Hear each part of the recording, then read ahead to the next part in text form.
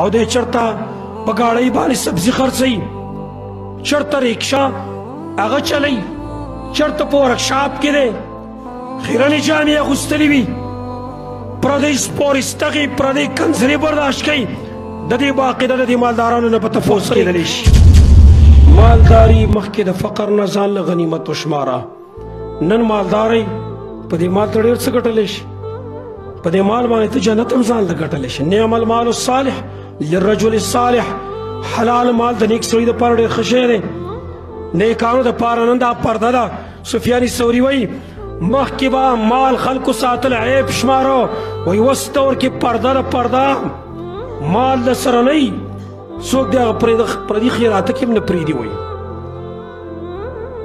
مال نن تاسو د سره موقع نه تا ته، نن نیکانو خلکو باندې خرچه وکړه، غریب خلکو باندې خرچه وکړه.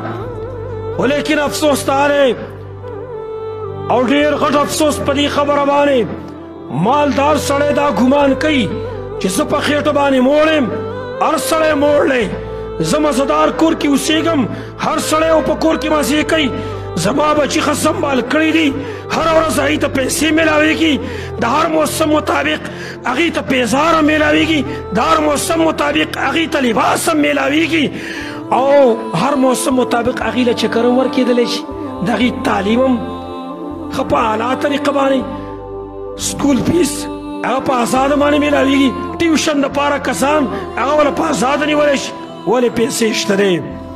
لیکن دې مالداره ته پته نشته دی چې نور هم داسې خلک شته دی، ښه استعدادونه پکې دي، ښه صلاحیتونه پکې دي، او دغه شانته ذهن هم ښه تیز دی، لیکن غریب د پیسو د لاسه سبق نشي ویلی. دا زما او ستا ذمه داري ده. دا الله به زما نه تپوس کوي، زه مالدار یم، زما په ګاونډ کې، زما په محله کې، زما په کلي کې او وطن کې یو ماشوم شته دی، ښه استعداد پکې دی، خو چونکې غریب دی، پلار یې غریب دی، دی د سکول وسته لري، دی د مدرسې وسته لري، او ده نه دا سکول او مدرسه او دا تعلیم ترې پاتې شو، او دی چېرته په ګاډۍ باندې سبزي خرڅوي، چېرته ریکشا هغه چلی، چېرته په ورکشاپ کې دی خیرنې جامې اغوستلې وي، پردی سپورستغې پردی کنځرې برداشت کوي. د دې باقاعده د دې مالدارانو نه به تپوس کېدلی شي، باقاعده د دې نه به تپوس کېدلی شي. د ستا ذمه داري وه چې تا پرې خرچ کولی، خو دا احساس ته شته دی،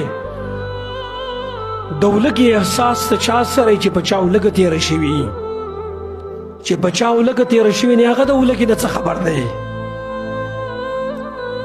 غریبي چې په چا تېره شوي درد هغه ته معلوم دی، ما او تا د غریبۍ د درد نه څه خبر یو.